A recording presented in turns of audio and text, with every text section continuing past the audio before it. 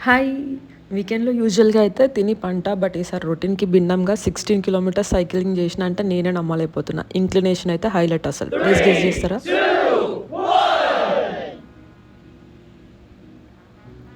పాలపిట్ట park. Of course Instagram hype చూసినా ఇంకా పోవాలనిపించింది గూడా. నేను ఉండే ప్లేస్ నుండి 6 కిలోమీటర్స్ దూకుకుంటూ పోయిన పాలపిట్ట పార్క్‌కి. ఇదంతా నేను వెళ్ళే రూట్‌లో హైటెక్స్ రోడ్. మార్నింగ్ ఆ రోడ్ నుంచి అట్లా పోతుంటే మస్తుంది ఫీలింగ్. చిన్నప్పుడు ఉంటుండే నాకు సైకిల్, దానికి ఒక బాస్కెట్ అదేసుకొని నేను అట్లా బయటకి తిరగాలి అని. కానీ కుదరలే.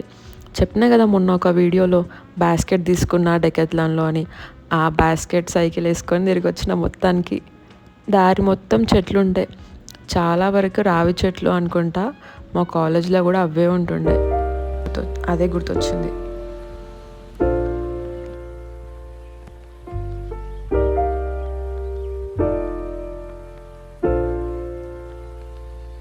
హైటెక్స్ రోడ్‌లో పోతుంటే డ్రాప్ అయిదాం అనిపించింది. బాగుండే గదా! ఇక్కడే తిరిగి రిటర్న్ అయిదాం అనుకున్నా.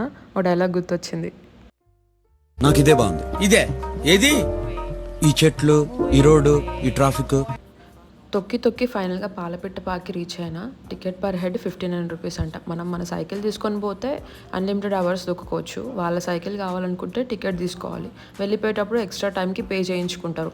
హైప్ ఇచ్చారని కాదు కానీ అందరూ బాగానే ఇంట్రెస్ట్ చూపిస్తుండే. పేరెంట్స్ పిల్లలతోనొచ్చిర్రు, ఫ్రెండ్స్ గ్యాంగ్స్ వేసుకొని వచ్చిర్రు. ఇట్లా సైక్లింగ్ పార్క్స్ ఇంకా పెట్టొచ్చు మన దగ్గర. మనం అంతా హెల్త్ కాన్షియస్ అవుతున్నాం కాబట్టి మంచిగానే ఉంటుంది. అట్లా మొత్తం తిరిగేసి వచ్చిన. దాదాపు 2 అవర్స్ చూపించింది సైక్లింగ్ టైం యాప్లో. ఇక లాస్ట్‌కి ఒక సెల్ఫీ.